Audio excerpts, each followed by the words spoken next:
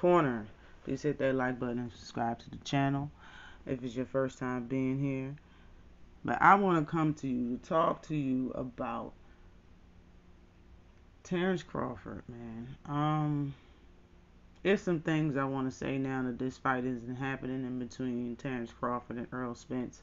And keep a look at these pictures. I've been saying this. I always peep stuff like this. But Terence Crawford always have his trunks highs. Like he be wearing it like a girdle a lot during his fights. But anyway, it's some things that I wanted to say about Terence Crawford now that this fight isn't happening. And I just wanted to get it off. Because I want Terence Crawford to die out. Meaning, I don't want people to keep bringing him up and talking about him versus Charlo. Let's not do that. So I'm going to get right into it. Now that this fight is not happening, Terence Crawford is not going to do anything more in his career that he's already done. His accomplishments, his so-called accolades, that dirty word that he has under his belt is all he's going to have. He's not going to go and get another belt at another weight class and none of that. I don't see none of that in his future. I don't. I really believe that Bud is going to retire when Errol Spence moves up. I don't think he's going to move up to, and then just claim that Jermell Charlo's ducking him, and because Jermell Charlo's going to drop the belts, scatter him like sonic rings, and move up to 160. I mean, he could move up. He could, it's a possibility. He move up and have one or two fights, and then that'll be it. And just like I said, claim Charlo ducking him because he's going to move to 160. But I think just retire. He's talking like he wants to retire. All the stuff that he's saying, that's when he's not talking about boxing and he's talking about land and all the stuff that he was saying on the Porterway podcast. He's talking like he's had it. Like this is, it's over for him. I think he's like 37 or 38 right now. He has over 30 some fights under his belt. He's been fighting for 14, 15 years or something like that. I mean, in my opinion, I don't think he's old, or should retire, but I think he's going to. You feel me? That's just honestly my opinion. And this video is going to be mostly opinion based as far as the things that I want to say. Alright? But I think he's going to retire when Errol Spence moves up. He probably got one or two more fights in Bud. And probably that's going to be it. If he continues to fight at 160 pounds, at 154 pounds, it's going to be a sorry name for a vacant WBO title, top rank title. And I honestly think Bob should just cut his career off and snip it, but if I'm right, follow me on this video, okay? Bud didn't want a 3-fight deal, okay? But he says he wanted Charlo, and Charlo was part of the 3-fight deal, as well as Errol Spence, okay? So him wanting Charlo was cap. I'm telling you. It's straight up cap. He's not going to fight Charlo. Okay? What I want to say is, now that because in my opinion, all of this stuff started from when he fought Jeff Horn and got that WBO title at welterweight. When he fought him, Jeff Horn, and look at his trunks. Look at Terence Crawford's trunks. When he fought Jeff Horn, though, and he captured that WBO title right there that he's holding for 147 pounds for welterweight, that's where all of this started. After that, he was in the weight class for a couple of months, and everybody just out the blue, not everybody, but majority of people that's in my circle on YouTube was saying that Earl was ducking Terence Crawford immediately. That's what they were saying. So Terence Crawford got all of his hype, in my opinion, from basically people wanting him to fight Errol Spence. Like that's what it is. People asked People asked Terence Crawford about Earl Spence way more than people asked Earl Spence about Terence Crawford when Terence Crawford got in the weight class. When Terence Crawford moved into 147, everybody threw Earl Spence at him. He didn't say his name. Everybody threw him at him. At the same time, people knew that Earl Spence wanted Terence Crawford, but at the time, Earl Spence was capturing belts, and he had Keith Thurman in his mouth a lot. You know what I'm saying? Kell Brook in his mouth a lot. So that's what the conversation was when it came to Earl Spence. But when it came to Terence Crawford, everybody asked him about Earl. But now that fight ain't happening, and all of this, what I'm saying, he got a lot of attention from Earl Spence in welterweight. I understand he was undisputed at 140, but nobody cared. He was signed under Top Rank and Bob Arum, and he wasn't top pound for pound. Lomachenko was.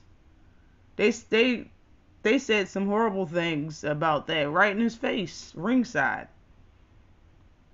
You know what I'm saying? His own company, promotional company. He was undisputed and still wasn't, you know what I'm saying? And still wasn't top pound for pound.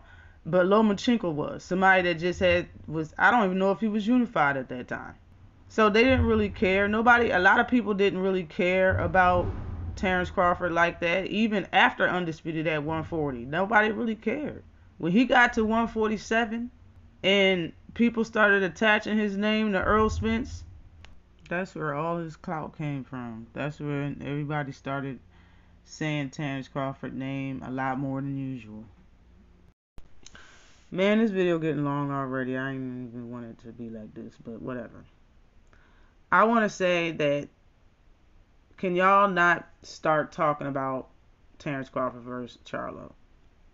And the reason why I'm saying this is because y'all are going to continue to make this man, or continue to allow him to be relevant without doing anything. You keep attaching his name to stars. That's why he was relevant in the first place, because of Earl Spence. Now he's going to be relevant because of Charlo. Like, just don't, please. Please try not to make ample videos and go live about Earl Spence. About Jermell Charlo versus Terence Crawford. How do you see the fight going? They're not fighting. Okay, it's not going to happen. Terence Crawford speaks for casual fans. That's why us, you know what I'm saying? That's why it sounds funny to us when he talks and when his fans talk. His fans sound just like him.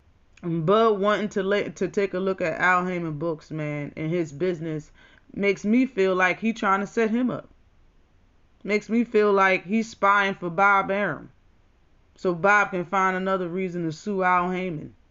Makes me feel like he's the one trying to cheat, not Al. Shit. And if he get a vacant title shot at 154 for a Bob Arum's top ranked belt, a WBO belt, man, he working undercover for Bob Arum. And he probably is going to go right back to that mug that he tried to sue, and then charges got dropped. And people are harsh about this fight. Like I said in the live, I go live every Saturday, 5 p.m. Eastern Time on my channel. Every Saturday. But what I said in the live last Saturday is, it's been people that's been threatened, fights been started, people been cussed out, friendships broken, people gotta pay money, etc., etc., etc.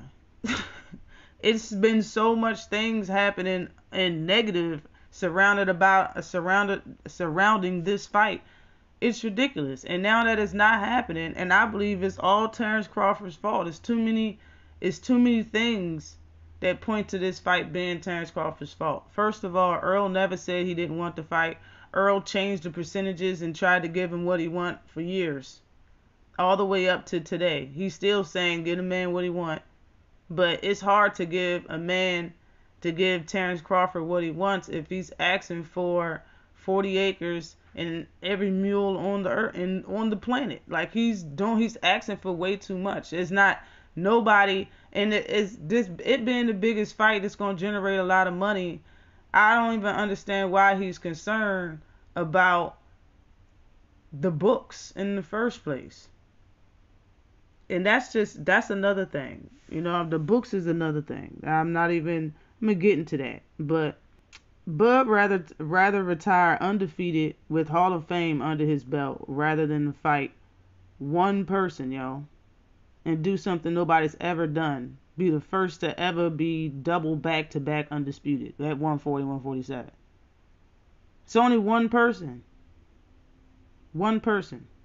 And I remember Bud saying on the Porterway podcast that he's competitive, that he's mean, and he likes to fight. So one person, yo, that's who you're not fighting, one person. Bud never wanted to fight no daggone Earl Spence Jr., yo. He never wanted to fight Earl the Truth Spence. No. And now it's all about covering his you know what. It's covering his derriere, it's covering his rear end, and placing all the blame on someone else. For the most part, EJ. Alright, nothing's ever his fault. The man don't take accountability for nothing. But we've seen the mistakes that he has made already, being at 147. He made a few mistakes. He made a lot of mistakes. Shit, before 147, he made a mistake with the double-edged spoon, Bomac. You made a mistake with him by letting him be your manager. You made a mistake with him. He could have been your trainer. Okay, cool. He shouldn't have been your manager. Alright. Shit's crazy, man. He don't take accountability for nothing. He's like a black male Karen. I don't get it. Yeah. Man is a troll. Been saying that too. I'm out of here, man. It's a long video. Ladies and gents, thank you for listening to this video. Always like and subscribe to the channel. This is my last thoughts about Terence Bud Crawford. Got them Steve Urkel trunks. Those high trunks on. Peace.